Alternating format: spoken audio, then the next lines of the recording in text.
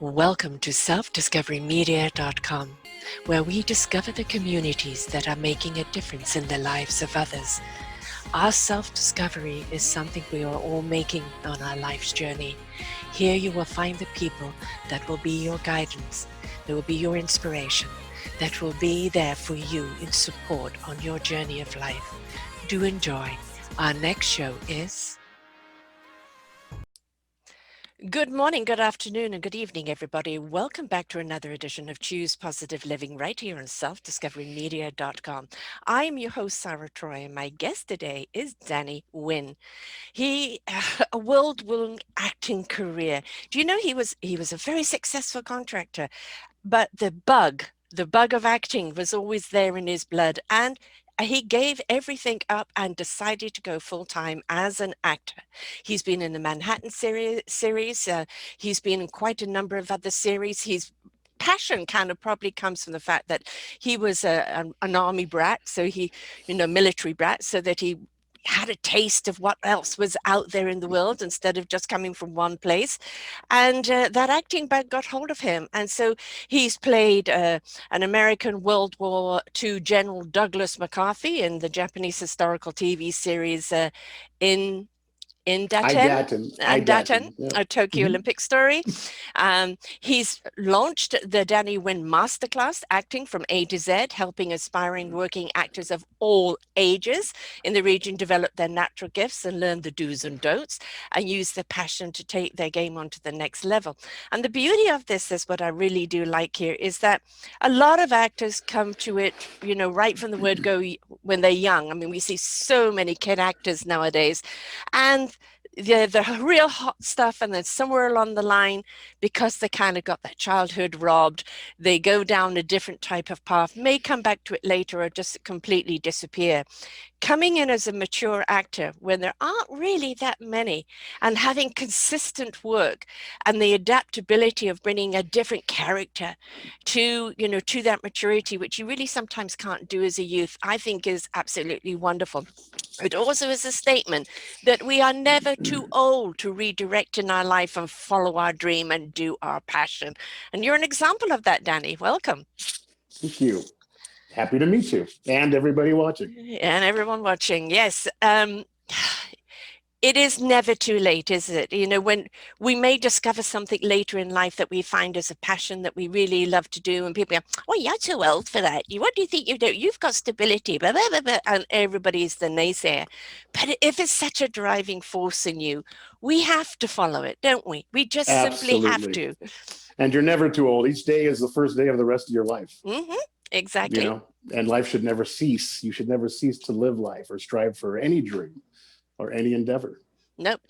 I started this 9 years ago at 57. I didn't even know what a podcast was until I was asked to join someone's network, and it was live for 13 months. And I always called that the soap opera training, because when you look at what soap opera actors have to go through, how fast they have to learn their scripts, sometimes hardly any rehearsal time, thrown in it at the deep end.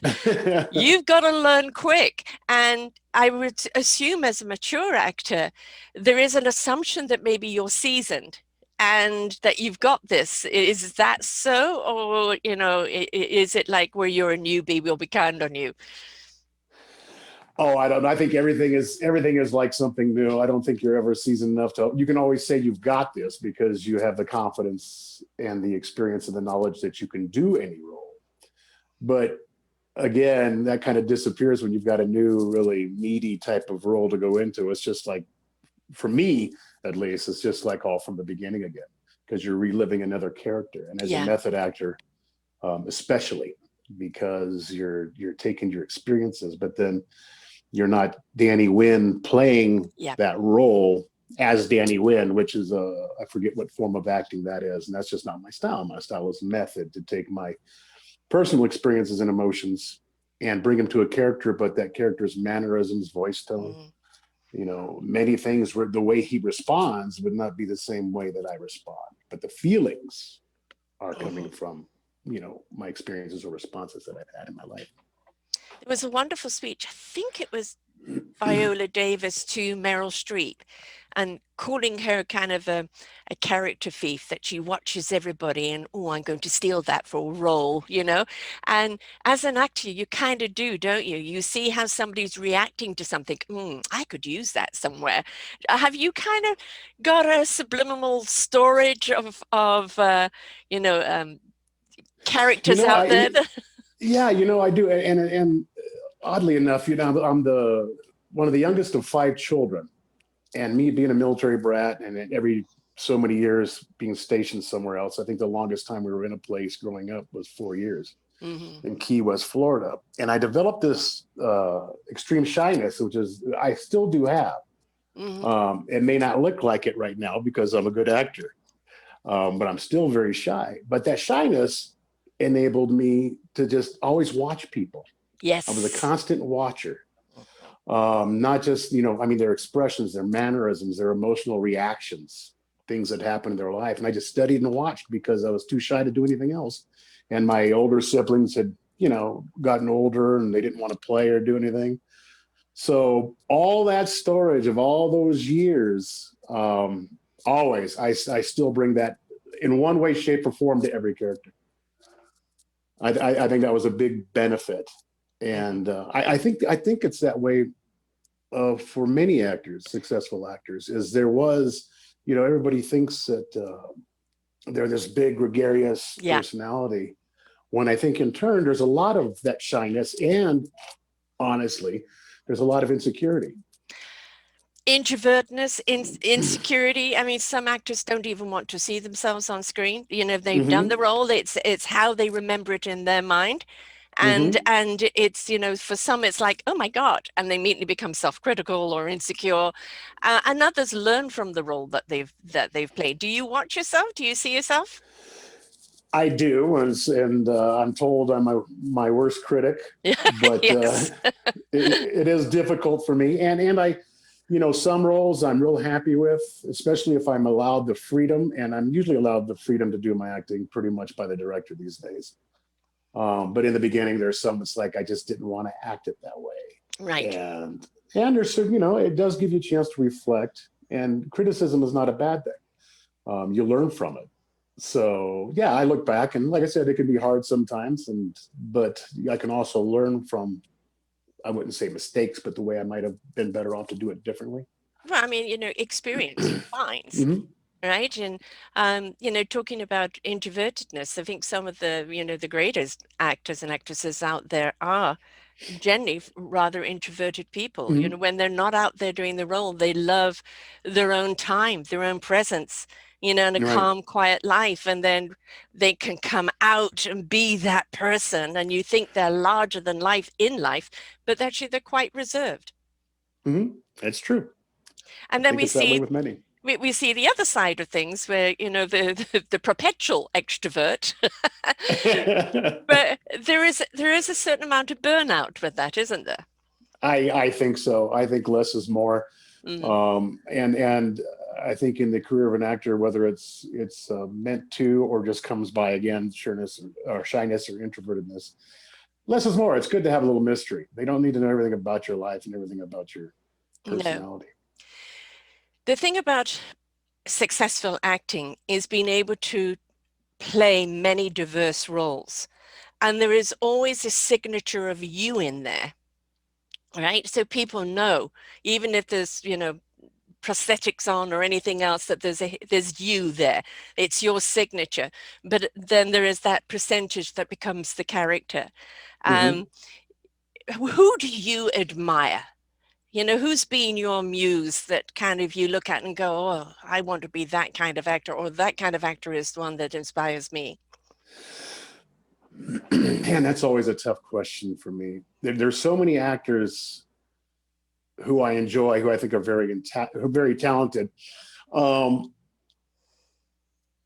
it's hard for me to say that any actor has inspired me, or that I look at the actors that I admire and say, I want to be like that, or Mm, grab that from that actor, some certain things. Um, but I mean, if I'm going to mention names of actors who I think are just amazing, past and present, we can go to Jimmy Stewart. I just thought was amazing. I always love when he said on an interview, they had asked Johnny Carson had asked him about his stuttering. I just saw this a couple months ago on YouTube, and the way Jimmy Stewart would have that little stammer. And he says, was that intentional? He says, no, it was by mistake. I was just trying to remember the lines, and everybody seemed to like it, so I just kept doing it. It But became still, his signature. yeah, it became his signature, and he ran with it. Denzel Washington, currently, I think is amazing. Always have. More so than just the Denzel look, the Denzel walk, because he's the type of actor that plays Denzel in a role. Yes. But he's just got such an amazing persona about him and a comfort to his acting ability that I really like. I mean, there's just so many. Kirk Douglas, I mean, who just passed away, I think it was this past year at 103. But he was another one who I just think was an amazing, gritty, meaty type of actor. I mean, you could tell he felt his roles. And that's what I like. And just the same as I like those kind of roles, actors who can do that. But yeah, I could go through a list of more and more and more. It'd just be Christian Bale. I think he started out as a child actor, but his method, watching him on Ford versus Ferrari, was just amazing. Yes. I think that was one of my favorite films that he's done. It's just, it just captured me, and not a lot of things capture me these days. So there's a few names, and I would like to, like I said, I wouldn't try to take anything from them, but to be at that level, or for the ones living, the chance to work with them, like working with Frank Langella. I was just an amazing actor, and so down to earth and interesting. We had a lot of fun on set between takes. Very nice man. Looking forward to that film coming out. That's the thing, isn't it, about acting? There are a lot of people have glorified, the image of the person that they're playing, or the many roles that they play, but they fall in love with an illusion. And then they put these people up on a pedestal, and when they discover they're actually human, and like everyone else, it seems to let them down. And it's kind of, the Hollywood fever in many ways, isn't it? And I think one of the things in this last year with COVID and seeing so many people being interviewed by Zoom instead of in the studio, hair, makeup, lights, they're in their own home, crazy hair, casual clothes, more relaxed. Right, exactly. We're getting, I think, more honest and authentic content because they're not having to live up to an illusion. They can be more relaxed in who they are. And I think we're seeing so much more of, they're just like us. They're just extremely successful and good at what they do. They're just like anybody who's successful in any business or any endeavor. I always get a kick, when I entered this field, this craft, and then how quickly it grew, and being able to have the ability to meet all these wonderful actors. Having to meet Denzel Washington, but didn't have lines with him on Magnificent Seven. But people will say, "Well, did you get an autograph? Did you get a picture? Did you do this?" And I said, "No, why?" Well, because it's so and so, it's so and so. And I said, and as my dad always said, these people all put their pants on one leg at a time. They're no different than us. Nope. They've all got one heart. Yeah. Ethan Hawke, wonderful family, a second family, beautiful children. Visited with them. They're just people. Yes. Yeah. Who are very good at their work. And I try to keep myself base a lot. I try to interact because I don't know if I'd ever want that kind of illusion. So I don't mind the notoriety, because notoriety keeps you busy. Yes, gets you more jobs. Yes. That's a big part of this business, self-promotion. Hard for me to do, but you got to do it. Yeah. That's taken me a long way. But I try to interact with fans as much as I can. I have an assistant who helps me out with a lot of social media.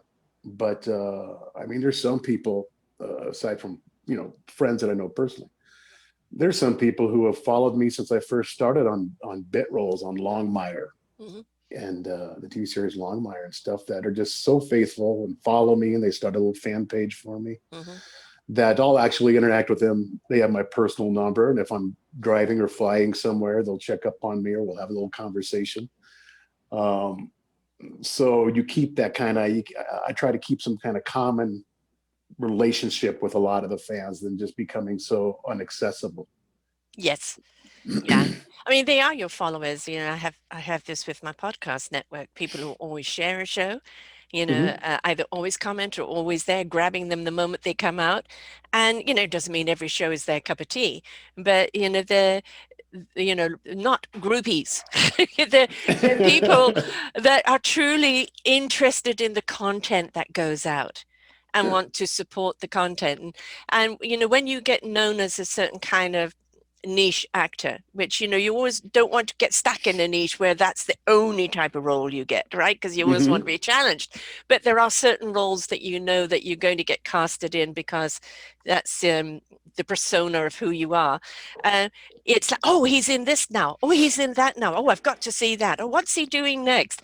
And there's a certain amount of camaraderie with people who follow you and see where you're going. I know him. They may not know you, but I know him. I follow him. And it's a certain amount of, like you admiring the Denzel Washingtons and everything else. It's that same type of feeling. And because Sure. what you're bringing to them is intrigue, personalities that maybe in their own lives they can't do. We would all like to step outside of ourselves sometimes and just play a different role. Right. Exactly. And that's what acting does. You can take the angst side of you, or the soft side of you, the intrigue side of you, and just pour it into a role. And it's very satisfying because, whatever was bothering you, Danny, can now go out in this role and get dealt with.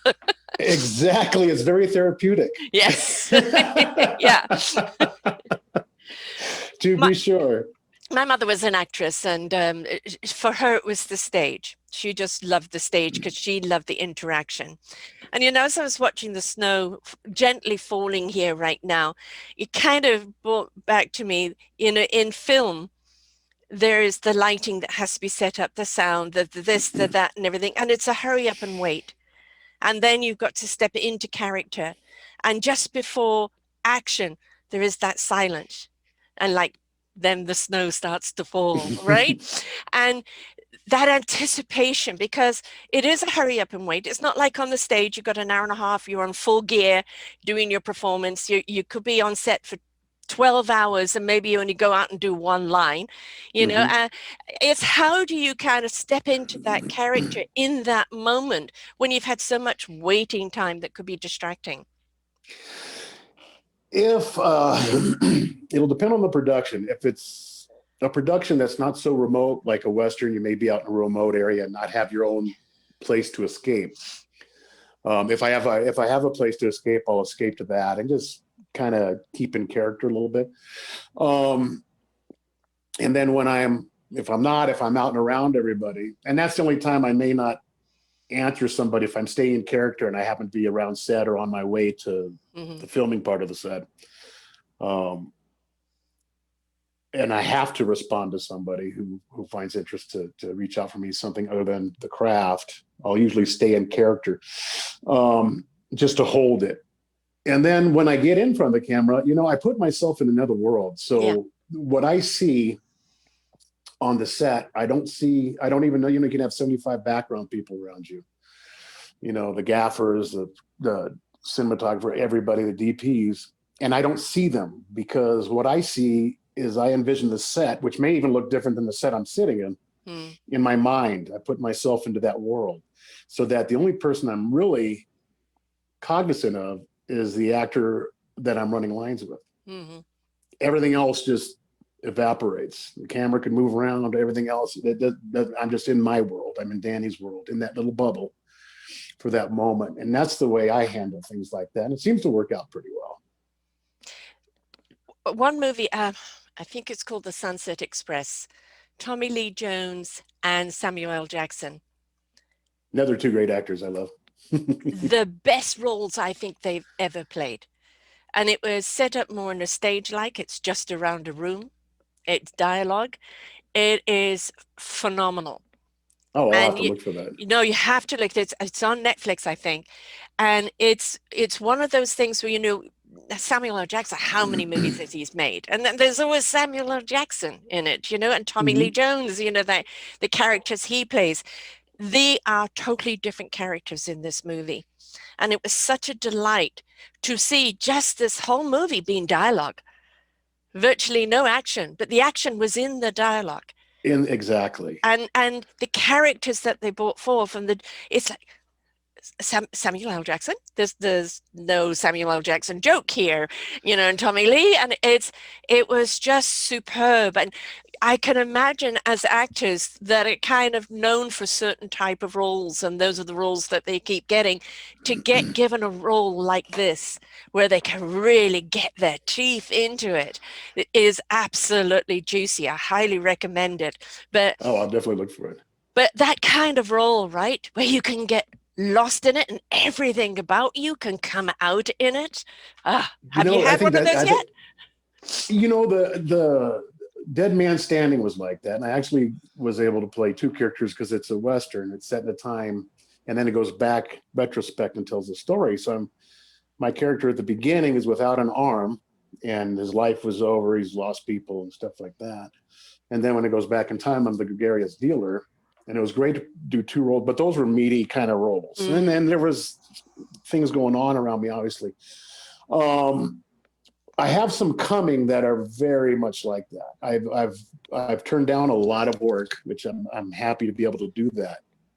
Going to the point of what you're speaking of, so much action. I'm sure it'd be great to do a big action, maybe a big studio action film, but I think you lose so much in action. Yeah. If you break down an action film and actually look at the actor's dialogue, and their ability to build that character is so limited. Yeah, I know. And my love in this business is not the paycheck. That's always nice, mind you, but that's not all. It's me wanting to get into that character's mind. Again, maybe it's the therapy needed for me or whatever, but I want something that I can get into. Yes. And I know so many starting out, I just want to tell them, don't take, you see what they're taking. It's like, don't take every role that's offered you just because you want to be seen. Yeah. Be choosy. Wait for that role, small or big, but something where you can build your character, something that can be noticed and seen, and not just a glance going by or a character that doesn't stand out. It's not going to get you anywhere, and it's not going to flex your acting muscles. No. So I've got some very nice ones coming up that I'm looking forward to. We'll talk about those in a moment. The thing about starting out. Yeah, you got to get your teeth into things. You've got to get known, but you don't want to do something that's going to come back and bite you, or that's going to stereotype you, or is an embarrassment down the road, right? How many actors go back and the talk show host shows them something they did in a commercial and it's like this, but you can laugh because okay, but you don't want one of those roles where it's like, I shouldn't have done that, definitely shouldn't have done that. And actually, case in point, Michael Caine, in one of his biography books, which is wonderful, he did Dress to Kill, where he was a psychiatrist that dressed in drag, and he said that was purely to pay the mortgage. Right? He said there was nothing artistic about me in that book. It was purely to pay the mortgage. And you look at it, what kind of actor he is, because he's a fantastic actor. Oh, amazing. And that even he had to take some roles just to kind of pay the bills.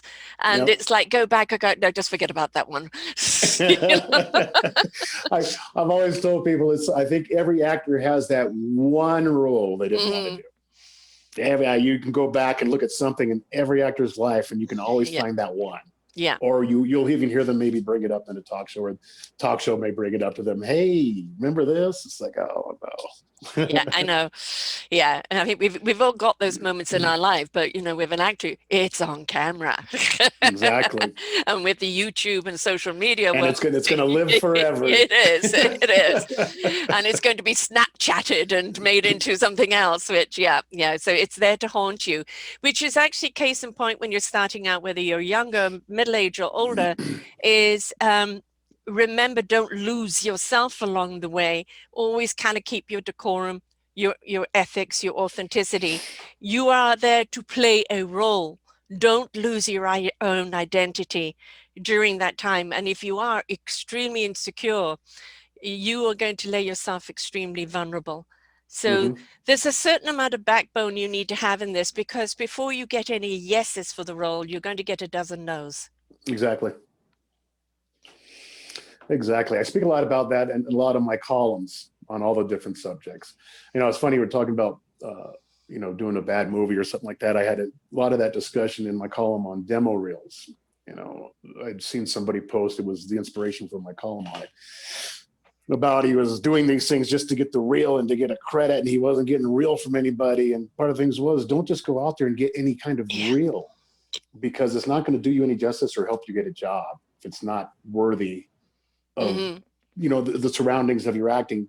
You're better off doing a monologue that you practice on than being surrounded by a bad production. Right. Oh boy, yes. That just came to my mind because that was last week's column, and they kind of stuck out when you were going through that repertoire about it. Because people aren't going to see your role, are they? They're just going to see the bad Exactly. production. And what actor hasn't done a B movie? One doesn't get lucky enough to jump into the A movies. You don't want the X-rated movie. There are some movies that have been extremely low budget and that have been absolutely, huge successes. And but that is few and far between. Right. Mm-hmm. So it started with a very good script. Right. So in presenting, because I know you coach actors on this as well, in presenting themselves, it is the luck of the draw. Everybody wants to get that agent, right? That's going to represent you. I did a show just recently on video resumes rather than the paper resume. Who's going to read it? A video, short 3-minute video. They've got your persona, they can feel your vibe, they hear what you've got to say and all of that. Oh, I'm interested in this person, as to a flat piece of paper. So that kind of video reel that you're going to send out there, you want to show your diversity, right? So it's good if you can come up and show different characters that you can play. But again, that thread of authenticity of who you are, and don't go over the top. Don't try and win a Academy Award from the reel, right? Keep it real, right? But show yourself, as diverse as you can be. Right. Show your ability and your range. Yeah. Exactly. Paper resumes, so it's funny, they still are so needed because that's like a first glance that everybody does that in a headshot. For me, when I submit to things, I usually just direct people to my electronic press kit, which is the homepage of my website that has interviews, has reel of things I've done, it's a one-stop shop. Right. For everything. But you'll be surprised at how many casting directors and productions don't even look at that stuff. They just want to see that headshot. Okay, you got the look. Okay, you've done some good stuff. Your resume looks good. They just read off through that. I was speaking to somebody today who called me up for a series, and they're curious whether I can do an Irish accent or not, which I'm good. I can do a Sean Connery. I can do all kinds of stuff and do my own. But so I'm going to give them a sample of that. But it's funny, when I was talking to them, I was talking about another series that I actually submitted for, which is a World War II series. And since I had done Douglas MacArthur for Idaten, I sent them, or that reel is on the press kit page, and there I am as MacArthur, and this World War II series is going to be based around the Philippines and in that area where MacArthur was a general. And you'd be surprised they didn't look at any of that stuff. It all came down to the new buzz cut. I took some new pictures Monday and posted them. and they liked this. And I joked with them on the phone. I said, in my email, I said, really take a serious look at the EPK, because I don't audition unless it's studio series or big studio films. I said, I have no problem showing you the accent. I said, but you really need to see who you're, interested in signing on here, and you need to read my emails, because there's so much in there, what I'll do and what I won't do. Right. But it's funny, it's that they all want that, and I won't do that. The headshot, the paper resume, And I feel, I like better what you're saying. A video resume. Yes.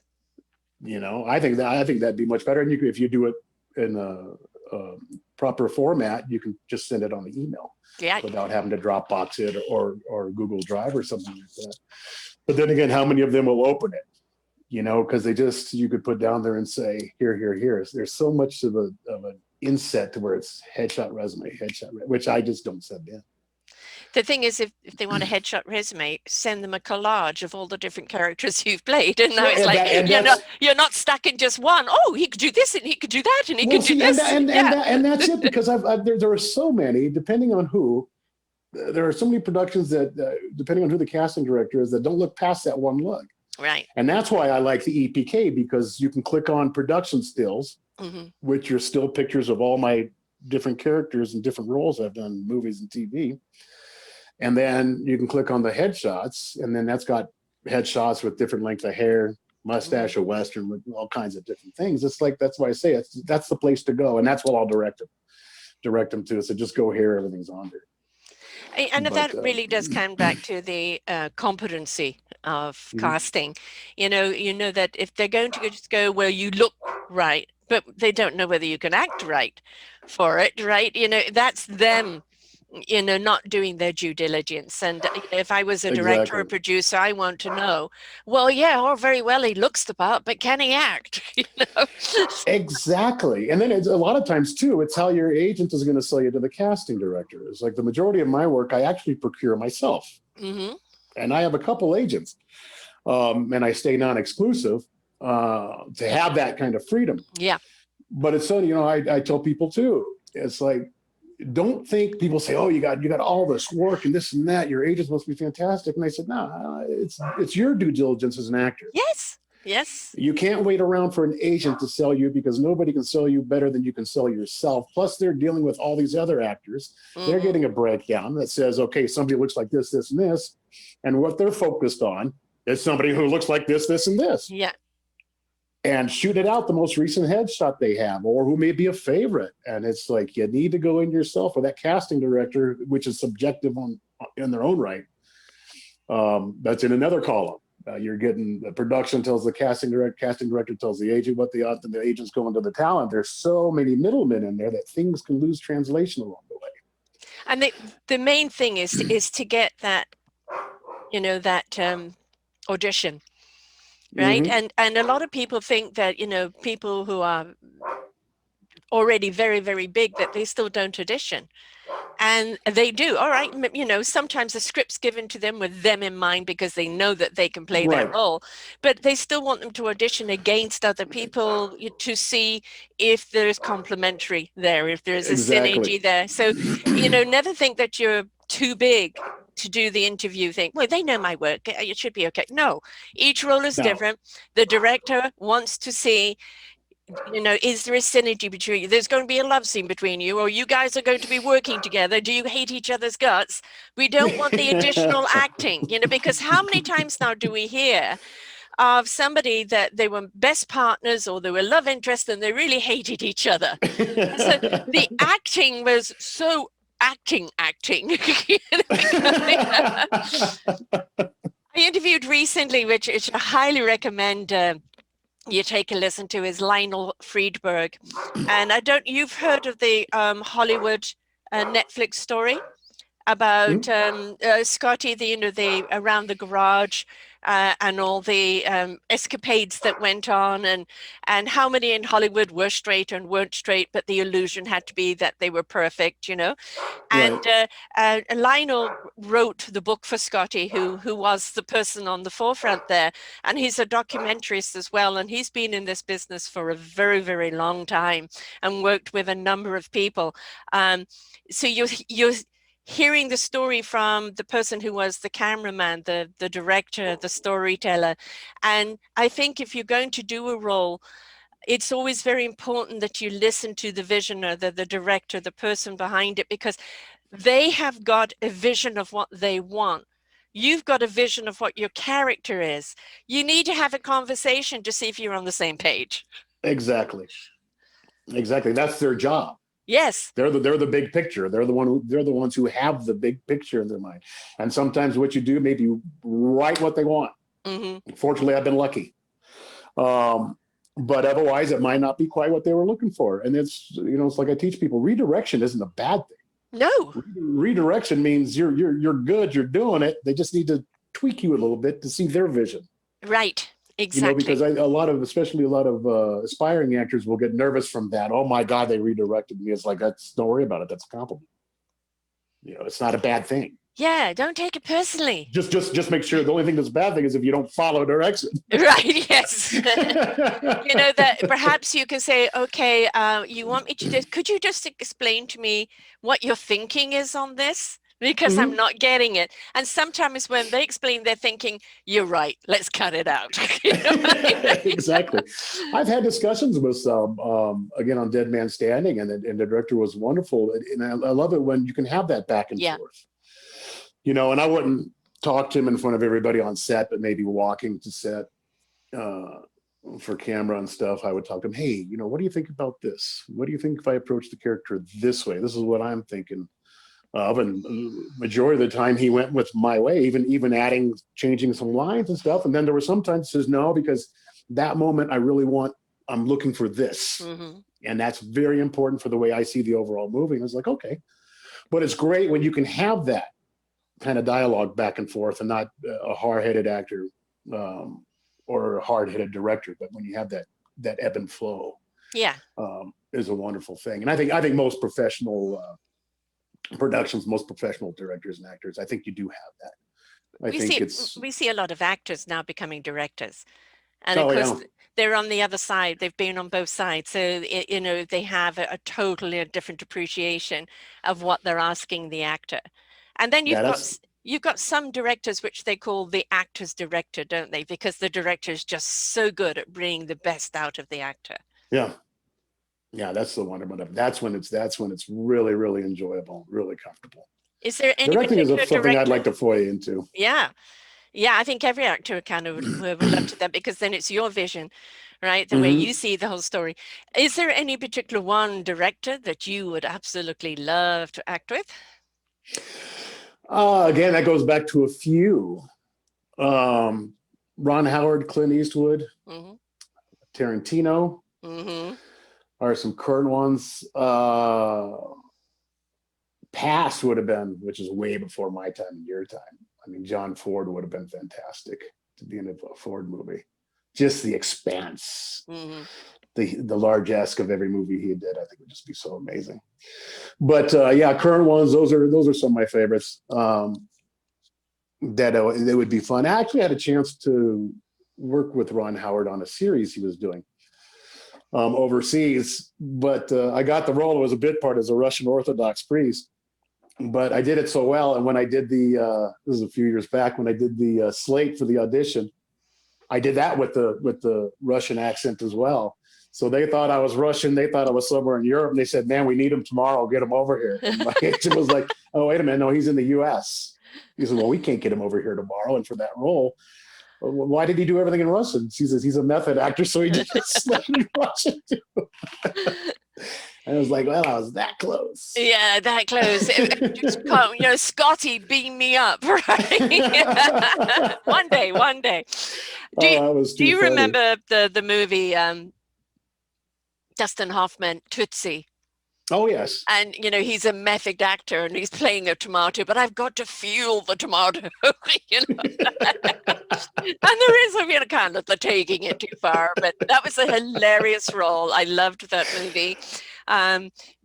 Because it was so, completely, Dustin Hoffman as a woman, but he played it so well. And amazing. I think, did he win or nominated or something for an award? I think so. I don't know if he won, but most certainly I think he got the nod for it for sure. And, it was just one of those movies that just had you absolutely in stitches. It's brave to kind of play that. It's Arnold Schwarzenegger in Junior. Playing a pregnant man, and I remember I was pregnant at the time, and I was listening to him and the way he was talking. I thought, this man has had children, not him, but his wife. He knows what we go through. And I really felt that there was a camaraderie there. He wasn't demeaning me. He was representing me, right? So, Arnold, I'll be back, Terminator, playing that. So, would you play in drag? Would you go into a role like that? Oh, I think I would do as long as it had a good script. Right. There's a lot of scripts that I go over that may have something in that, but the script itself is just wouldn't. They're not a good script. I would do any role with a good script. Everything comes back to the script for me. Mm-hmm. Yeah, Really, not the I know movie everybody Dressed to says Kill. that, but I mean, Yeah. really, I turn down stuff, and it's just like, yes, if only it was better. I like the role, Mm-hmm. but the script just didn't have it. Yeah. You said earlier about don't play roles that aren't going to represent you. Don't just take everything. But it's getting into the business. You've got to be willing to do a lot of stuff. But where do you draw the line? For a lot of women, I won't do nudity. I won't do sex scenes. I'll do love scenes, but not sex scenes. And, it's drawing the line there. And then but there's always somebody else who will do it. Mhm. Right. And it's like, it may take you longer to get the grip, but in the end, your integrity and your authenticity will stand out. Yeah. I've always been choosy, even in the beginning. Again, in another column, just don't try to get real just to get real. Use your headshot in a monologue. And, I got going just on headshots. I won't take on, but the limit is I won't do nudity, a tasteful sex scene, under covers. Right. I'll do waist up. Yep. I might, depending on the script, show my bum. But definitely no frontal. I've often wondered about brutality or sexual brutality or something. There would be a limit of how far I would go in something like that on a script, especially across genders, a male to a female. Abuse. I'd be limited on how much, because I don't know if that's something that I even want to bring myself. Right. Yeah. To that, I know I can, but I don't know if I want to bring myself to that, and I don't know if I want to promote something like that, because even though, no matter what the subject matter may be on that subject, or what the story they're trying to get to, even if it has a positive outcome or a positive tell to it, you're still promoting that kind of physical abuse that can be seen and either shunned or desired. And so that's something in my mind and my 6 other personalities that, I don't, I'd probably have a limit. Because I'm looking at one where there's just a little bit, and I mean very minute. It's more verbal, short, no big heavy physical abuse, but that's about where I draw the line on that. I don't think I could go into real heavy depths of that. Same as, like, I love horror film, but I like more psychological. Yeah. I don't, it's almost back to that thing of action movies. Your dialogue takes less precedence to the guts and the gore. If it's psychological, then hey man, I can pull something out of me that'll really creep you out. Right. But to just pull a knife and wield it and have blood everywhere, it's just, so I have a little limit. Yeah, I have a little limit of what I'll do with those. And hey, it's a popular genre. I could probably give myself a career boost, but will I be happy with it? Yep. That's the thing. Or be happy being seen in it. And this is like, well, it's like McConaughey. I know he always regretted doing Chainsaw Massacre. Right. I thought his character was great in it. I hadn't watched it, and then I looked at it a couple months ago, and I thought, it was B movie cult, genre, great following of people who like all that slasher gasher. But if you separate him from the rest of that script, his acting for that character is really good. It's such a startup time of his career. Right. And to watch he did him do that. True Detective, the series, which is, it's very dark.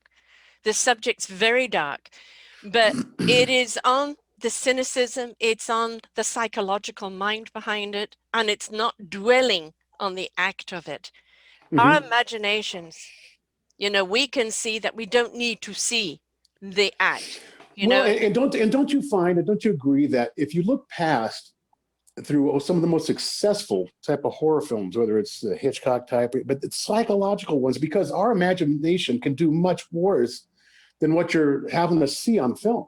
Yeah. Your mind can be scarier Oh, yeah. than what they're doing. And Yes. that's what I'm glad you brought that up, because that's what I like about the psychological thriller. Yes. It leaves it up to us. And Yes. man, for each person, that can go anywhere. I'm a thriller or psychological thriller or whodunit type person. I love it. You know, and there was the um Denzel Washington's The Bone Collector. Yes. And you know, again, it was sinister, it was this, it was that, and but at the same time it was the psychological thing of trying to get into the person's mind. You know, why is he doing this, trying to be one step ahead of him. I love that intrigue. Yes. It really gets Yes. into you. I don't want to see bang bang slash slap 1000, you know. What was that movie where they made fun of that? Oh, I can't remember the name of it. Charlie Sheen was in it, and they made fun of it, and you've got them shooting at each other, just laying out the bullets and no bullets hitting either one of them. They made fun of out of all of these movies. I can't remember the name I think of it. like Hot Shots was it? Yeah, something like that, which was really hilarious because a lot of these movies, you know, all these people they seem to shoot, body counts going everywhere, right? You know, and it's like, have you run out of people yet? You know? Or run out of bullets. A gun like a six-shot revolver that goes for 12 shots. I mean, the person who does that type of thing well is Tarantino. Kill Bill. I mean, Kill Bill is a bloody movie from start to finish, but it's rather like the Kung Fu movies. There's an artistry to it. And even though there's a blood going this way, and I don't know if you saw Sin City, you know, black and white, but the red was the blood, you know. Again, they're dark movies, but there is an artistry to it that is absolutely, you know, enthralling, even though it is bloody. And I mean, blood now see, everywhere. I can do a Tarantino type of movie like that, because as you said, there is an artistry. Yeah. And I was just watching something about him the other week, going from his start and how little money he had. He had like 20,000 from an appearance he did on Golden Girls or something as a background, and took that into his first film, Reservoir Dogs, I believe. But to watch, and all these actors that have worked with him, and he's one of those that likes his core group of actors that he brings back to other movies. But I mean, he is so intense on those scenes and making sure they come out right, and no CGI, all that blood effects and squibs. I mean, to choreograph those scenes, you know, without doing it digitally is hugely, amazingly artistic. Yeah. And it takes a creative mind that, man, I couldn't fathom. Yeah. Honestly. Yeah. Yeah. There is gosh, another movie which I can't, you know, not thinking of, but it's a Chinese movie. It's Kung Fu Hustle, I think. Oh, is it Hustle? No, Kung Fu something. Anyway, it's again artistry. You know, like these people were playing these strings, and then these strings come out right for you. But it is all Kung Fu. But all of the Kung Fu is done in an artistic way, of almost like a dance. And it is truly. Someone told me about that movie. That's one I have to see. I'm glad you brought it up. Yeah, and that's the thing is taking an art of something and artistifying it in a way that allows a different expression. We've all seen the boom, boom, boom. You know, they're on every channel every day. But to see something that has some intrigue, some psychological or some artistry to it, just grabs us in a different way, keeps us more engaged and makes us hungry to want more. Absolutely. So I imagine acting in those type of movies is you know, the caviar. Yeah. Is Tarantino one of the actors that you really like to work with? One of the directors, yes. One of the directors, yeah, sorry. Now he said he's not going to film anymore. He's going to start writing books. But I'm sure he'll have to spit something else out. Oh, I think somebody like him wouldn't be able to stay away. Right. He might take a break. That's exactly. Yeah. You know, it's his own. That's the way I see it. His own creativity will just like, I've got to do it. It's bursting. I've got to do it. You know, and that's the thing. He's going to go through that book writing period. Yeah. And then after that book writing period, he's going to have to take those books and make movies out of them. Well, the thing about somebody who is such an artistic director, when he writes the book, he's going to write it from a cinematic point of view. Right. So you know that it's going to be written in a way of the visual. So so you know, that's what's very, very intriguing with him. You know, Stephen King, do you like his stuff? I do. Stephen King is another a great writer, and one that, some people can look at his movies and maybe think they're, I don't know. I've heard people who don't like it, people who do like it. I like it. It gets into the mind. Mm-hmm. I think a good Stephen King role would be fun. Like The Shining. Yes. Some of his more psychological ones. Oh yeah. But I mean, all of his are. I mean, what was the one with the clown? What's the name of that one? That ended up being something. But that again is so a lot of his, there's hidden psychology that I think a lot of people may even miss. Yes. If they haven't seen somebody deconstruct the movie. Right. But I've always noticed in his films, and yeah, it'd be fun to work on a Stephen King film. Yes. I admire him greatly as a writer. Yeah, he's got the new Strand coming out, which Yep. His book, I remember reading it in South Africa before I came to Canada and being intrigued with it. And then they did a series of it. And now, I think Whoopi Goldberg's on. Yes, yes. Yeah. And I love Whoopi. I mean, she's another one. She could be the stand-up comedian. She can do something serious, and she's another one. You always know it's Whoopi, but you don't know which Whoopi you're going to get. Right. Right. So true. Yeah. And kind of like Robin Williams. Yeah. I mean, Robin. One Centennial Man. I just love him in that. It's and numerous other movies that he's done. I mean, this man brought 200% to everything he did. Oh, he was off the hook. I remember when he first was starting out, I had compared him, again, being the younger in the family, Jonathan Winter's show. I remember being a kid in the family watching that and repeats of it. And I said, this guy is like another Jonathan Winters, that he's just off the hook personality with nothing scripted.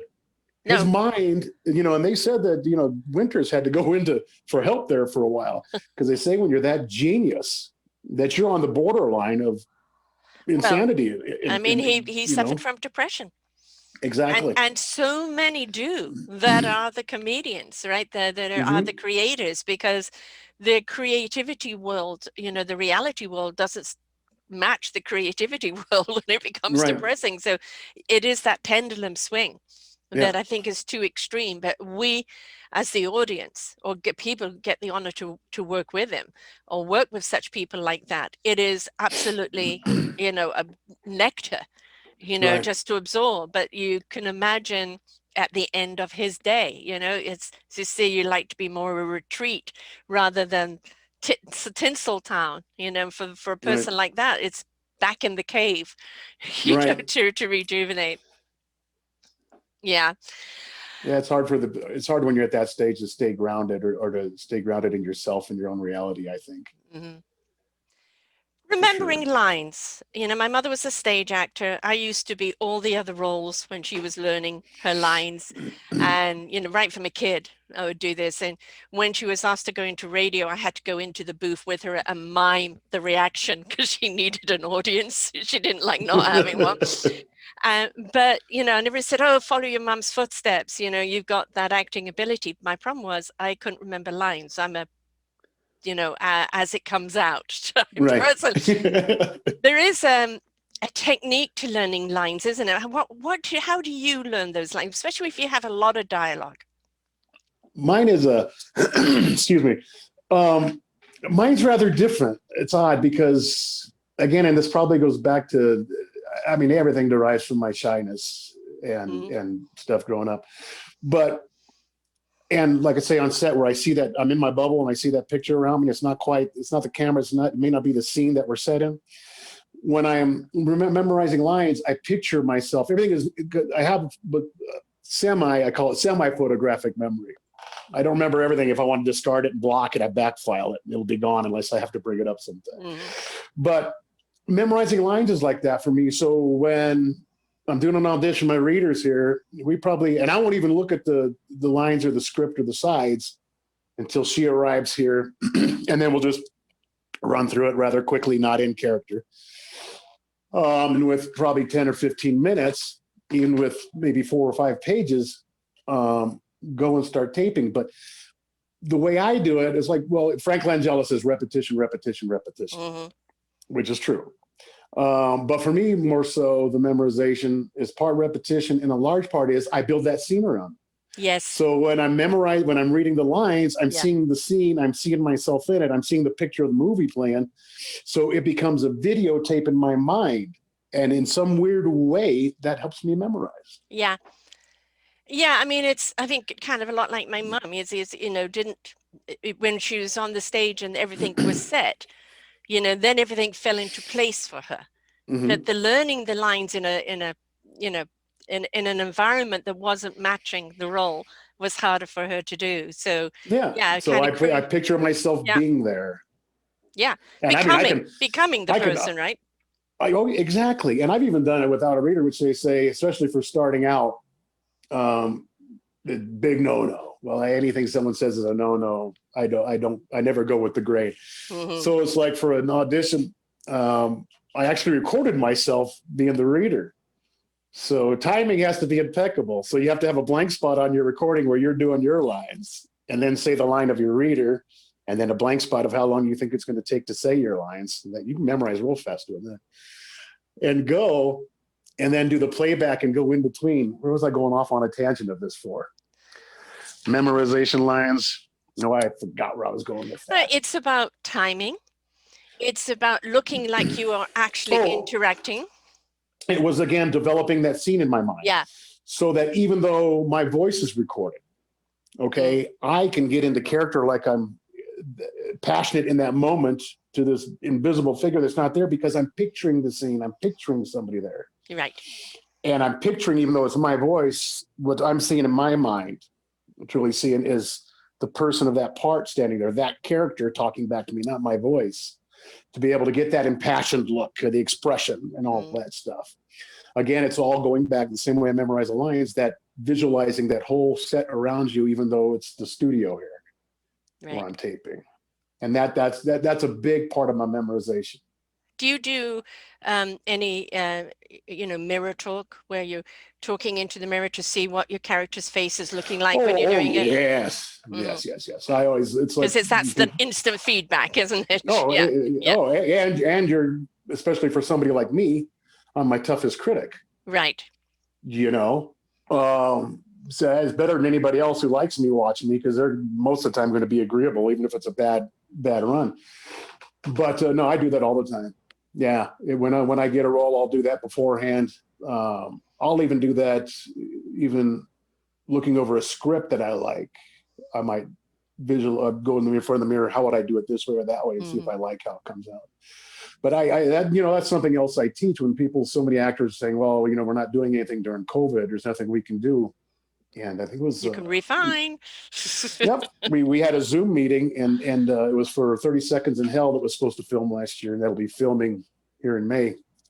But it was before COVID happened. We had a Zoom meeting, and the director was asking all the characters certain questions. And actually, COVID had started because they asked, "What are you doing this time?"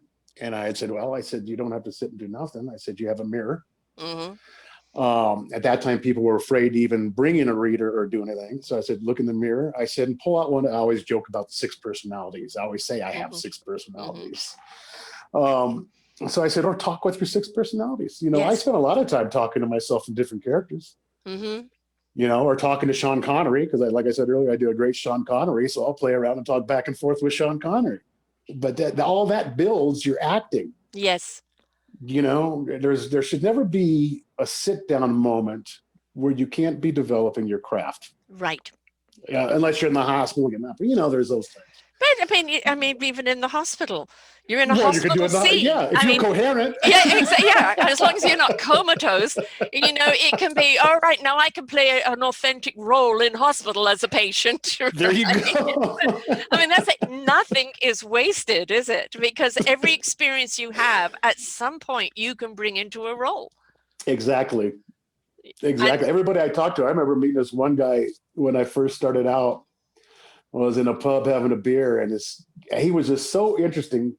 He was new to the area, and he'd come from, I think it was Chicago, and he had that accent. And his mannerisms were just something. I looked at him. I said, man, I'm just going to sit and talk to you for a while. I said, because I think you would be a great city police chief.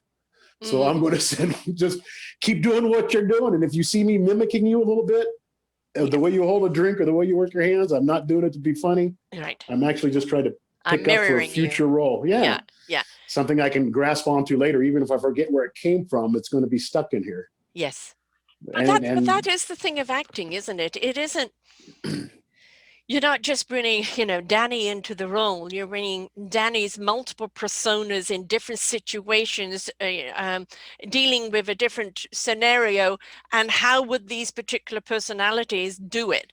exactly. And so it's yeah, you always keep the core of you there because that's your center, right? But it's all those other personalities of how would they react in this situation, and who would they be in dealing with this? And I mean, it can be exciting to go into these different roles, Oh yeah. be these different people.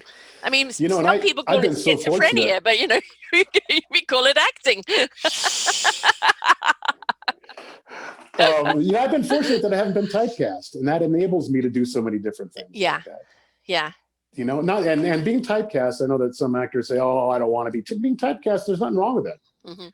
I mean, if you're typecast as a cop, there's a lot of roles out there for cops. Yes. And police chiefs and all that. Yes. But being in my position to be able to have not be stereotyped, it's fun because every role is different. And I worry just because of me, the way I am as an actor with my 6 personalities. I don't want to be stereotyped. Right. So I keep watching myself. So far, I haven't had to turn down things so I don't get stereotyped. Right. But I keep watching myself saying, God, I hope that day doesn't happen. I hope that day. Do you like the space genre? I'm a space junkie. I love space stuff. Oh, then you're going to love the movie that we're going to be filming in Australia. Oh, what is it? Yes. It's called The Enemy is Coming. It's an Australian group down there in Sydney. It's going to be filmed in Fox Studio and on a location. And it's a futuristic. I'm one of the leads playing a general, old war horse. And it's a struggle in the future where I think there's a lot of hidden messages in it that compared to this day. But, this one major company has used up resources and they go to planets and use up resources. And I start off as a general who works for the company because the company has ended up, the private corporations, like you see on many things, has owned everything, a lot of futuristic films. And you can see a lot of that happening to this day. And that's some of the comparisons. So they're going to planets and they're kind of playing some tomfoolery to get the resources and trying to fight with this alien race, making it seem like they're the enemy when they're not. Right. And me as a general, I don't want to go into too much. I end up being a better guy than the movie starts out. But that I'm really looking forward to. Yeah, a kind of a little Avatar-ish. The guy that played the baddie in that, he just had such a wonderful expression for the role. I mean, he was almost kind of the wild cowboy in space type thing, and he brought that persona, and that's kind of what made him so villainous. And that you want to like the baddie, don't you? There's something about. Well, I think that's you just happen to hit on the wavelength of everything that goes through my mind all the time. Because I like, even if I play like in this one, he's not a nice character, and I have a great approach for him. But I believe in every bad character, just like Hannibal Lecter, you want to have something in him. Yes, that you admire. That endears you, that brings you in. And I think that's the best way to do a bad character. Yes. You don't want them so hated. And to be able to do that is just fantastic. Yeah, no, I mean, I can imagine that's really a juicy role. But no, I love space stuff. I love everything out of this world. I have perpetually a movie going on in my head. It's just the way I am. Everything I do is kind of visual, auditory, and setting the stage. It's just the way my vision works. And I think that's actually what makes life interesting. I like I may have seen a movie that I've seen and then I kind of replay it in a different script, a different setting, and of a different person. And it's also, as the spectator, we kind of want to see something of ourselves in the characters, good or bad. We want to identify, that could be me. Oh, I could do that, we know we couldn't, but there is that fantasy at some point that we attach to, we believe we can, right? So to make that connection. Yes. I think that's a big thing for an actor is to make that connection, even as a bad person. Yeah. To just do a bad person and just be bad to an extreme, I think that's easy for any actor to I don't want to say easy, but To have a fairly likable bad handily guy. can do, but to get Yeah. to that and make it endearing in some way Yes. to some of the audience. Yeah. Yeah. There's a TV show on right now called The Big Sky, and there's a state trooper that has been trafficking women, and he's got caught and he got shot in the head. He didn't die, but it's erased his memory of everything he's done. He just remembers being the state trooper. And the whole character now, from being the villainous face, is into kind of like, I'm just a state trooper, kind of going into totally, like, what are you talking about? And going into this different persona. And I just can imagine as an actor, having that wonderful diversity in one role, where you can be so many different things, really exciting. Well, it's kind of like, again, to the dead man standing role, where I could do the sad, downtrodden part of him and then the gregarious part. And it's funny, in the first 3 days that I was filming with C. Thomas Howell, as that, it was 3 days as the, where I didn't have the arm and no life, really shallow, scared of his own shadow kind of person. And then when I went back on set, hair was trimmed, I'm in a dealer outfit, and my walk and everything, as I said, I usually stay in character a little bit on set too when I'm walking around. So people were used to seeing me, kind of sluffling around. Some people actually thought I was armless. But then all of a sudden when I came back, and background people and other people didn't recognize me. They didn't know who I was. And that was kind of funny. And I had to say, you know who I am? They're like, no, we haven't seen you before. That's why we were asking you what you're doing here. I said, I'm Danny Winn. It's like, they couldn't recognize me because not just the costume, but because my whole persona had changed. Yeah. Now I was the happy gregarious. Right. There was a pep in my step. I'm walking around. I'm saying hi to everybody. I'm being social because that's the way Happy Jim was. Right. And it threw a lot of people, and that was fun. But to be in that duality, I mean, that was just as one of my, that was my second feature film. My first was a lead, and this was a strong supporting, and Dead Man Standing, Lionsgate picked it up and went a long way to have that, to be fortunate to be cast in that. So early in my career was fun. And as I said, a great role. It wasn't even the role that I wanted. But when it was explained further and I read the script, then it was, wow, this is an important character. And aside from being in the movie, it opens with me and closes with me. Nice. And you see me all the way through. So yeah. I always say everything happens for a reason, especially in this business. Well, the thing is never feel discouraged to think that a role has closed because the door is closed or you think you've lost something. It happens for a reason. Yes. There's always something better. Yeah. Always a window opening somewhere. And the thing is you see actors that, they're famous and they have this run or they've got these movies, and then suddenly, like the movie, something in Hollywood with Brad Pitt and Leonardo DiCaprio? Yes. That was a Tarantino film. Right, exactly. Kind of showing how you can be hot stuff one moment and then you're out of flavor, right? And you're just switched to has-been. To be a working actor, continual working actor, and you see them, where did I see him from? And you look it up on Google and you go, oh God, they've done stacks of roles. That's the reason I recognize them. And there may be only small roles here and there, but I think to be a working actor where you can sustain yourself and you're constantly, you've got work up ahead of you, is really, really incredible for a start, but also I think is more favorable in many, many ways, because you are going to be continuing a working actor instead of like, famous for 3 seasons, the TV show gets canceled and now what? Yeah, and then that's unfortunate too, especially if it's a particular role in a TV series that you get too stereotyped from. Yeah. And then hard to cast you.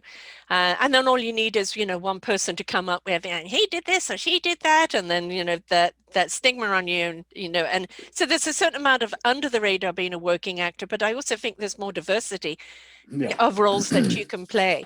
So, if somebody's getting into the trade, whatever the age, don't look for the limelight, my name in lights there, because that could be a fleeting moment.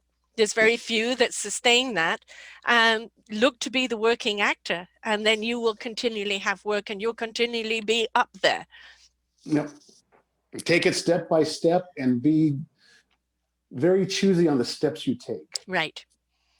Well, it's interesting. Christopher Plummer has just died, and I loved him. So And unfortunate. yeah, Oh. I mean, and also the way he died. I mean, he fell and hit his head, and which is, we forget he was 91, and it's an elderly accident to happen. But, right up until this last year, he was in departure, and for him, it's like acting all the time. If it's not the stage, it's something else. For him, it was what kept him going, right? And he said that when he did The Sound of Music, he thought it was a soppy type movie, and yet it brought him to the forefront and changed his life completely. So you could do a role and you go, it's okay, I don't know where it's going, and then suddenly it catches on. Yep. And then that is the movie that propels you forward. Yep, it's interesting how that turns out. Look at how many actors have turned down roles because they didn't think it'd be a success, and it turned out to be a huge hit and made a person stardom. Well, the Hannibal Lecter. They were looking at. Oh gosh, who were they looking at? Somebody else completely, but for both of those roles. And look at it; it's 30 years old now, and they've just started a new series. It's hard to believe. And it's like, how many references have we had to Hannibal Lecter in the 30 years? Right. And I think one of the best Oscars was it Billy Crystal? Was it him? No, or somebody else coming out as Hannibal Lecter wheeled him out. Just the opening, which was hilarious. It was so funny. And it's still talked about across the ages, and that's kind of really where you would love to be in a movie that's still talked about, or a TV series absolutely. still talked about. Absolutely, it'll happen. Yeah. You do mostly movies? I lean to that. I auditioned for funny enough, CBS Comedy was almost picked up for that a few years back when I was a little bit more younger in my career, but I seem to lean more to movies because I think in movies and feature films, I think you have more depth of character. A series, it's kind of, depending on what the show is still, it's kind of hard to really get this meaty depth. I mean, some series can do it, can pull it off, some can't. So it would depend on the script if I would ever do a series, but I like to lean towards film. And the freedom of film, not being stuck into that month and a half of weekly routine, that same person all the time, and being stereotyped concerns me. Right. Unless it's something well written like Endeavor, right. That's, really, again, somebody who it's the psychological approach, the cop, highly intelligent. What are you doing being a cop using my intelligence? It's the Sherlock Holmes type thing approach to it. And Benedict in the Sherlock Holmes series. And Moriarty in that was the most delicious villain. He was just something like that fantastic. Would be fine, but to get cast in some type of series like even CSI or something like that, to me that's just too blandy, milquetoast. Yes, yeah. It's not realistic at all. I mean, in 1 hour they solve all the murders. Yes, we know that doesn't happen, and all the equipment, and With my personality, I just think that would become very stifling to me quickly. Yes. I wouldn't be getting that release that I enjoy by playing different things because I'm playing that one person over and over. And also one line. And I think I might lose my acting ability. Yeah. I think would be dulled a little bit by doing that so repetitiously. It becomes too easy. If you can have a role where there is the dialogue, and there's always the deducing, or there's something that you can get your teeth into, then that's fine, because each week you've got a different dialogue and a different situation, and so therefore a thing. But a lot of those other shows are kind of one-liners, right? And it's the setting that is the show, not the dialogue.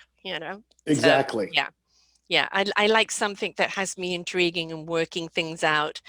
And and I've got a run right now of the Prime Suspect by Helen Mirren. God, what a wonderful actress. I love her, I love her and everything. I love Judi Dench, she's one of the greats as well. But Helen Mirren in Prime Suspect, a woman sergeant, and of course, being a woman in the 90s in that business and the whole approach and her own screwed up life. And, and you're juggling all the different personalities there. Vera is another one, where she kind of does it. And it keeps you engaged because you're wondering where it's going to go. Right. Yeah. And that's what you want. Whenever you watch something, it's like, oh, is it that person? Oh, no, it's not. Is it that person? No, is that, where are they going? And that you want, the hour and a half or 2 hours, whatever it is, at the end of it, oh, I was, thoroughly pleased with that. And that's how we want to be, right? So if you can be an actor that can deliver that, whether it's weekly, movie, or series, or whatever the case is, that's the juiciness, isn't it? Have somebody still talk about it around the water cooler, or as we do now, talking about it on the Zoom calls. So you're going to do this movie in May in Australia? Yeah, it was supposed to be March, but obviously got delayed because of COVID. Right. So now we're looking at May 11th, and I'll be there for about 30 days. It is, as I said, it's the lead character. And then I may take off some time and go to Fiji. Yes. Since it's on the way. But that space movie, that's an intriguing one. It's a good script. Mm-hmm. I'd be very choosy with space movies and futuristic space, but I like the storyline. It's got a good conflict to it. It's got some good characters. I talked to my acting friend, who, after becoming who I am, I'm able to talk to some other nice actors who will actually respond to me. So I got Jamie Bernadette cast on that one with me. And she's actually my nemesis for part of the movie, and I hers. So that's going to be a lot of fun. But I'm really looking forward to that. And then a Western early May here in New Mexico, close to home. That'll be easy. The Bleeding Edge, we haven't decided on location yet. That'll be towards the end of the year. Tree Secrets, which is a wonderful one. Ooh, what's that about? Well, it's a writer, Maria Harrison. She's written several books. One's been published. She's working on the others, but it's a great family story. It's a fantasy adventure. And love those. It's about family bonds. It's kind of magical, alternate universe kind of thing, where you bounce from this realm to the fantasy realm. Oh, totally. And this family with special gifts and stuff, they have the ability to do that, and the kids don't know it yet. So they kind of find their way through this adventure. And really, it's a really neat film, and it's been real easy for me to bring other actors onto that name. And they actually asked me, after casting me for that lead, they asked me to executive produce it, because the group kind of saw that I get things done. I make things move. And it'll be my first foray into executive production. Again, it's not the money end, but putting everything together and the casting. And I'm enjoying it because it's such a wonderful story. It's so close to Maria's heart that I want to keep the trueness of the story. Right. Like Warner Brothers was looking at picking it up, but they wanted to turn it into a love story. Right. And it was totally taken off the point of the family basis. And there's a lot of other undertones to it that I don't want to give away. But so this enables me to keep it true to its course. Enables me to get a cast who really fits, and everybody. I like to listen to intuition. It seemed to does me right in my life, and I've just really come into some good opportunities with some great people cast. Working on Seal Award right now for one of the characters. That's all kind of slowed a little bit because of COVID. She's staying home, but I think when things loosen up, we can probably get her on that. And of course, have Richard Ryle on there from Free Willy, and some wonderful theater actor as well as movie actor. And a bunch of other nice. Jamie Bernadette, I got on that one as well. Quinn Lord from Man in the High Castle. He's like an up and coming star. I worked with him on Dead Man Standing as well. And just have a really wonderful, but it's just a great story. Yeah, and it's not just like all family good. I mean, right. But it's a good story. It's not full of blood and guts. It's not full of, there's conflict in there with good and evil and stuff, but it's just a great story. I would love to see like Disney pick it up, whatever. I may talk to Hallmark when I'm doing that interview. I don't know. Right. There's a planned interview with Hallmark Home and Family, but we'll be doing that. We were shooting for spring, but again, because some actors, especially one in Canada, they're a little bit afraid of traveling during the time. We can't travel right now. Borders are Yeah, closed. exactly. That's the same Yeah. thing with by Australia. Yeah. You know, why we can't do that right now. So I've moved that. It has to be because it's a lot of outdoor beauty and lushness. So it's got to be either spring or pre-fall, and I don't want to do it during summer when kids are all out of school and doing everything and families are doing stuff. So Right. it looks like we're going to be doing that August. Yeah. And actually kids, I mean, you know, when you see roles of kids like this, I mean, kids are phenomenal actors. I mean, you see Oh, yeah. some of them and it's just like, you know, born to do it and just, you Because know, they don't overthink. See, right. No, they just adults go. overthink. Yeah. And Oh I'm still God. such a child. I don't overthink. There you go. There's some benefits to being Peter Pan. It's like my dad before he passed away. It was around that time, and I just got into all this. I remember him looking at me. He says, "You're going to give up a construction business and everything to do this." And I said, "Yeah, I don't get it, but all right." And then about a week later, I brought dinner to my parents' house. I'd had them built a house near me as I got older. So when things happen like did with him passing, I could look out for the other stuff, which is what I spend a lot of time doing now with my mom. But he says, I get it now. About a week later after dinner, he says, I get it now. Mm-hmm. He says, you're getting highly paid to be a child again. I said, there you go. Yeah. Yeah. You know, we all play act as children. Just don't forget the play acting. Don't overthink it. Don't make it difficult. Let it come out of you. Dream. And that's why I named the production studio Dare to Dream. Dream. Yes. There's a weird and wonderful movie I just watched. I don't know if it was HBO or what, but it's called Wendy. And it's a modern version of Wendy. I think it's maybe even filmed in Australia. And it's really pretty well all kids.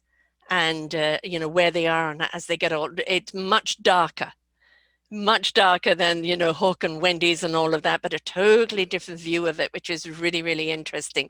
I like seeing things from other angles, you know, and there was a wonderful movie called, was it Mitzi?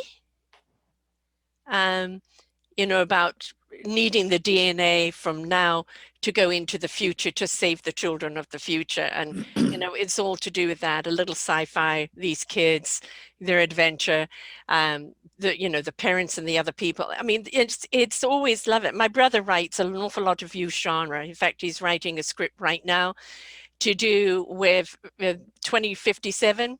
We're living on Mars and the moon because, you know, the earth is underwater, right? You know, and it's kids that are going to save the world because they're the only ones that can do long-term travel.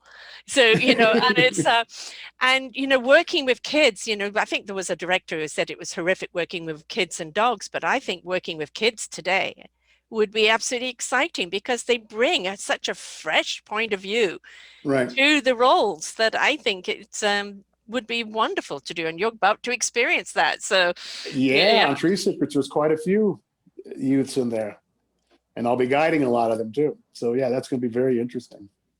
So your program that you have, you know, Dare to Dream, this is a workshop that you're doing on Zoom with upcoming actors. The what now?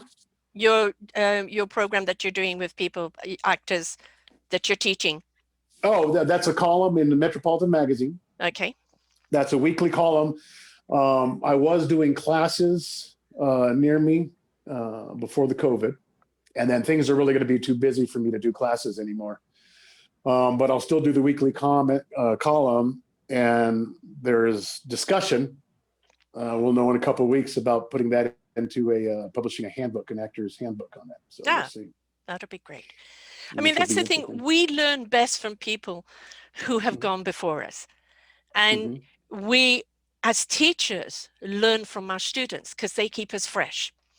Right. So, you know, that circle of going around, you know, in anything in life, those that have gone before us, they now speak to us and inspire us and invite us to explore our own options. And in that, you know, we keep the teacher light because the teacher should always learn from the student, and the student is learning from the wisdom. And, you know, put that in your backpack. But when you're walking forward, you're not walking forward by numbers. You know, it's wonderment, right? It's exploration. That's what acting is. It's that wandering of becoming this character and, revealing it out in a different way. And will people see what you feel? And, that's the reward, isn't it? When people Yeah, get and you're able to who be you part are. of telling the story, which I like much better than there was a famous actor who said, "I lie for a living. I'm an actor," and I didn't like that. I said, "I don't think actors are liars. I think they're storytellers. They help to Yes. tell a story, Yes. and that enables you to be in your own world to tell that story." And it's funny with the column, in writing the column, and I call it the A, as you said, the A to Z. I actually go from A to Z. So Mm-hmm. A, whatever I feel like falls under the A, would B, whatever. We're on E this week, which will be expression, which will go off. All my columns go off in several different areas that all deal with that one subject. But it's funny, I've learned in writing these, I'm actually reminding myself a lot of my own, Yes. Yes. acting advice. Mm-hmm. Things that, because I think in the acting world, you can get lost when you start getting so busy. Yeah. You can say, I haven't gotten there, but I think you got to watch out for it, that you become lazy as an actor. Right. Because it is becoming so easy to you. Yeah. And so in writing these columns, it's keeping me fine tuned. Yeah. Yeah. Yeah. I mean, it's easy to become complacent in anything that we get good at. Sure. Right. And that complacency can, set off a different vibe altogether. So there's always a certain amount of humility that we need to have, you're only as good as your next job, and that isn't just in acting, that is in any form of performance, even in coaching, right? There are very few things that literally go linear that you can do for the rest of your life. And for me, I have an allergic reaction just to saying linear. So, because I'm, what's next? The exploration. I love it. And I'm the same way. I always say that's the Gemini in me. But and my parents and family have always noticed, people who have known me throughout life. I conquer something that I'm bored with it. I conquer something that I'm bored with it. And the nice thing about acting is, because there's always different roles, I don't get bored with it. Right. Exactly. There's always a new challenge, because obviously I like challenges. I like walls. Walls to me are not walls. Walls are something I charge through. Right. But if I had a past girlfriend once tell me, says, when you have 4 walls to go through, you're amazing. She said, if you have no challenge, you're the worst person to be around. Yeah. So I always have to have that challenge, and acting allows that, because it's always a different role. Because you're spending all those other personalities, right? Yeah. And, I'm a Libran. And so for me, it's always the balance. Yes, but there's the other side of it. And what about this? And what about that? And that's why I can get stuck in a scene in a movie in my head, and I get stuck on one thing, because it's not balanced, or, that scene isn't going right. She's not wearing the right thing. And I can become anal with it completely. And it's like, come on, Sarah, this is generally when I'm trying to sleep, so, but that creativity, you can't switch it off. You have to spend it.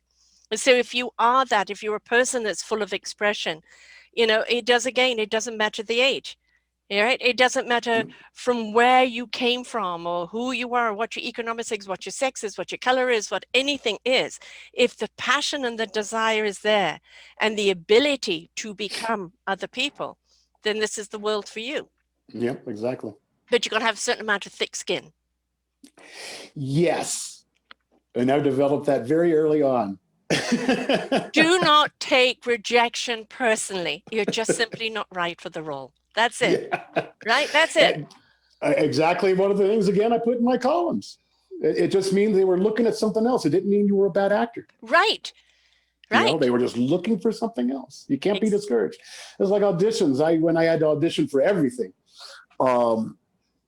people are just like, oh, I was like, it's fun to me. And I did a lot of self-tape because I was trying to stay in New Mexico as much as possible. And I don't film here much, because although there's many movies and shows being filmed here, and, Netflix has a studio, Amazon has a studio now, Warner Brothers, it's just loaded out here. They only find people in this area for, very small parts, one-liners, where really they don't want you to act. They just want you to be a person filling the void. And again, there's nothing wrong with that. It's just not the parts that fit my ability. I'll never get cast for one of those, because I act too much. Right. Yeah. Yes. You could say in those roles I'd be considered an overactor. Yeah. Um, so I did a lot of self-taping, but people just bollocks up. And then even when I had to do one for a local popular show here, and just to watch the actors on the outside pacing and looking panicky, Yeah. it's like I put my article, I said, this is fun. And you're doing the casting director a favor. They're not doing you a favor. Mm-hmm. You're doing them. Mm-hmm. Help them. Give them what they need. Yes. And if it's not what they're looking for, unfortunately, you couldn't help them on that one. You'll be able to help them on another one. Exactly. But it's just an audition. Go out and play act. I just looked at it. It was just fun to do. All my self-taping, I would just have fun with characters a lot of the time.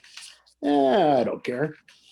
Just don't take it so serious. You have to take it serious in the artistic manner, but don't just bind up and freak out because it's just an audition. Right. We have the old Don Rue's 4 agreements.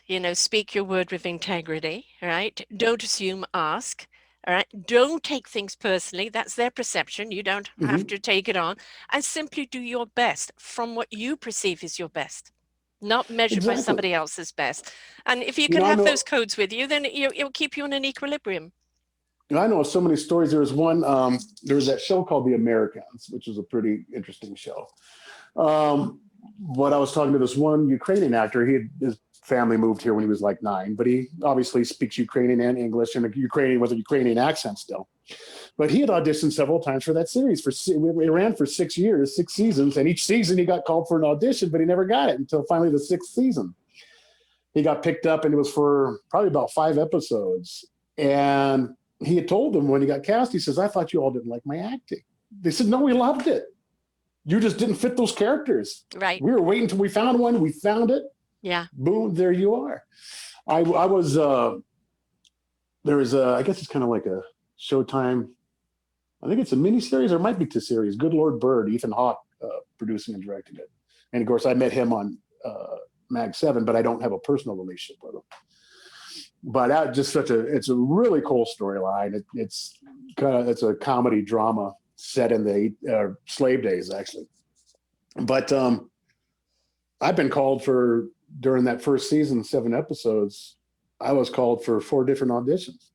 Not once did I ever get discouraged. Because for them, it's like my reader would say, do you think you'll get the next? I don't know. I said, but the thing is, if they keep calling you back, that means they like your acting. Yes, they're just looking to where to put you. Right. I mean, how many people, go in for one role, end up playing another? Exactly. Right. You've read for this role, and then it's like, oh, you know what?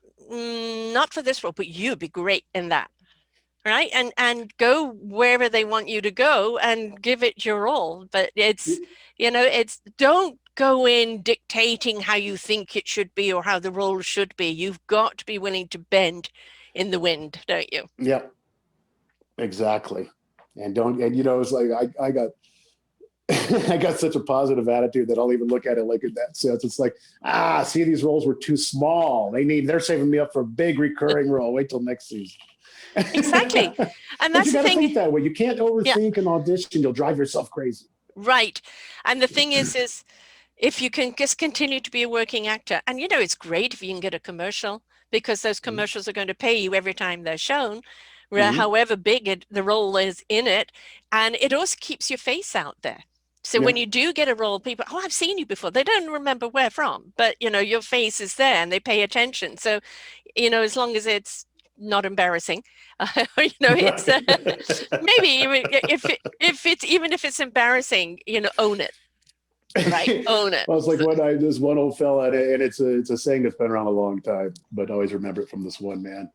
That even negative publicity is good publicity. He said because more people talk about negative than they do positive. Yes. Yes. But and there's a fine line to that. That's it. Yeah. We don't want the Me Too to be in your conversation. Right, yes. Right. So it just, negative, it used to be that we kind of loved the bad boys, and now politically it's not correct, because the bad boys were obviously not reflecting too well on others. Right. And, where the pendulum swings, where, we're going to be ultra sensitive to what we do. And then we'll come back to a happy medium where we can, go to the line, still be respectful, but still have a laugh, Right. And we're in those times where society is changing so much. We're not going to go back to normal. We don't want to be in that norm. We want to create not just another normal, but a different kind of code of ethics in everything Right. that we do. We want to be more authentic in who we are as human beings. We want to be more considerate, and we want to be more grateful. And I think if we could step into those roles as human beings, whatever we do, we could be stars at it. Right. There you go. Now, Well stated. how do people book you? How do people find you and follow you? Well, you can Google Danny Winn and find a lot of ways. You can see all my work on IMDb. Stop record. So I'm just pressing again. Sorry, yeah. How do What did you people do to find you? me? What did I do? But that's another thing in acting to remember, right? You know, something happens and you see the person going like that, stop, and you're still acting in your role, you know. That reminds me of, like, there was that scene, talking about Dustin Hoffman. I got to get this out there real quick. What was it? The one with Tom Cruise. I just watched it the other day. Rain Man. Rain Man, when they were in the phone booth and Raymond farts, and Tom Cruise is like, Raymond, did you just fart? That was actually not in the script. Dustin Hoffman let it out, and those actors just played along. And another thing I teach actors, if you flub or somebody else does, roll with it, because sometimes it's magical. Yes, But, yes. You know, so IMDb, Danny Winn on IMDb. You can Google me, but the best way to see just in the encapsulation of everything from my social media to reel to movies.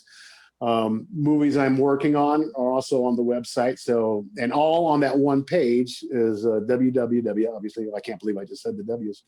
DannyWinn.com, WINN. And that'll take you to everything. And if somebody wants to contact an agent, they can go to the representative button and look up them. Or there's also a way they can personally contact me there through not my personal email, but they can submit to there and get hold of me.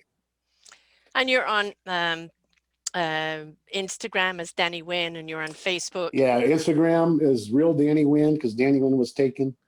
Danny Winn, WINN on the Winn. And Facebook is Danny Winn Actor. And Twitter is real Danny Winn also. Right. So people can follow you, can see what's coming up. And all up. those links are on my website, DannyWinn.com. Right. The one-stop shop. One-stop shop. Go there and find you in anything. So, you know, it's if you want to be an actor, do not put age as your barrier. If you feel that there's something there that you want to express, just go and do it, right? Just go and do it. I think in anything, it's like when I did this, my sister, she had been a corporate Walmart girl, started off as a cashier, raised her hand that she could work a computer one day when she couldn't. She moved on into the corporate and oodles of money, but it wasn't the same company anymore. Mm-hmm. Too corporate after Sam died. She wanted to start something new, and she watched me do this. It inspired her, and now she's a realtor in Las Vegas. Right. And very successful at it right away. Again, getting into it in the middle of her life.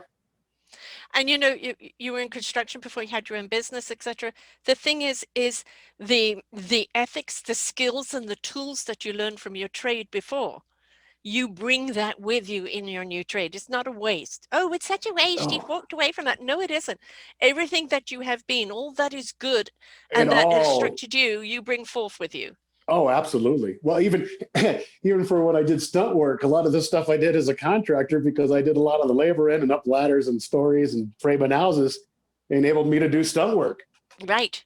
I'm not afraid of anything, of driving anything, and living an adventurous life. And then all the people I met and had to meet, because we're all actors every day in one way, shape, or form. Yes.